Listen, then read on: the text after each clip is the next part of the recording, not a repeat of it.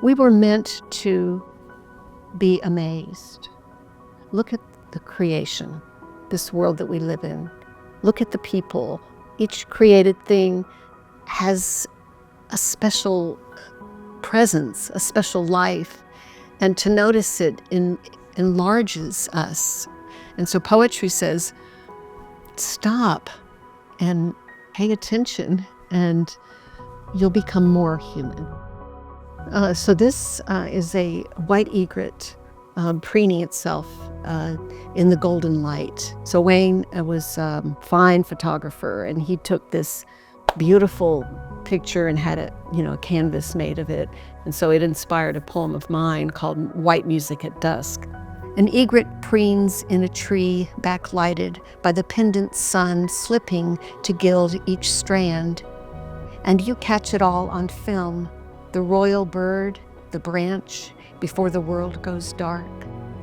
We ride our bikes home past the thunderous sea, past years when I never knew how to picture my life. But here the pine-strewn path in low light returns the day's honey to my mind. Gold in the branches, the rinsed air, the thought of you holding my face as your brightest world. I wrote my first poem when I was 6, called The Secret Stream. Most of this is all my poems from my childhood, up to age 12, I think.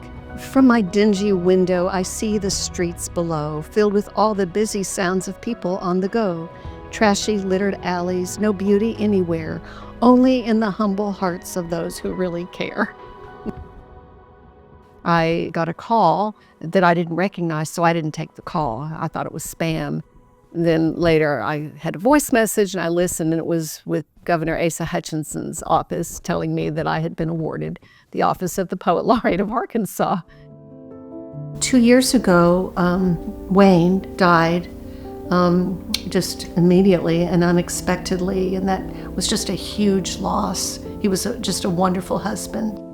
The ladder you climbed to the secret place above the trees, the ladder propped against the oak behind our house, with its wise old leaves and songs within its branches blown away, away, and the song from the stars, milk from the moon gone too with you.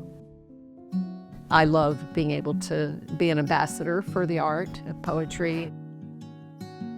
Hello, everybody.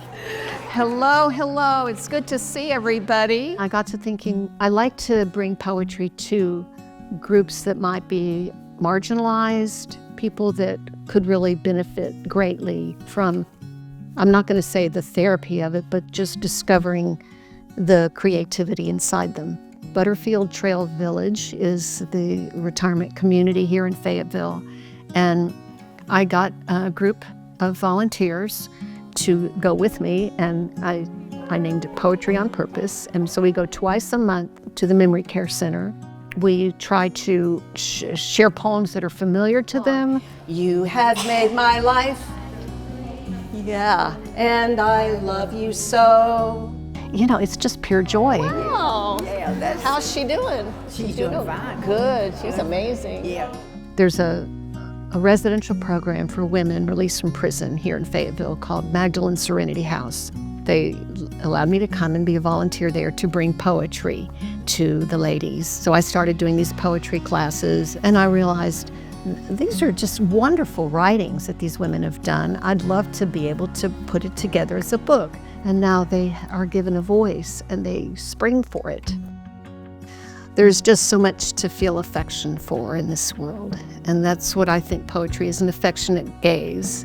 It can be a sad gaze, it can be, a solemn gaze, but so much of my gaze is affection toward the world.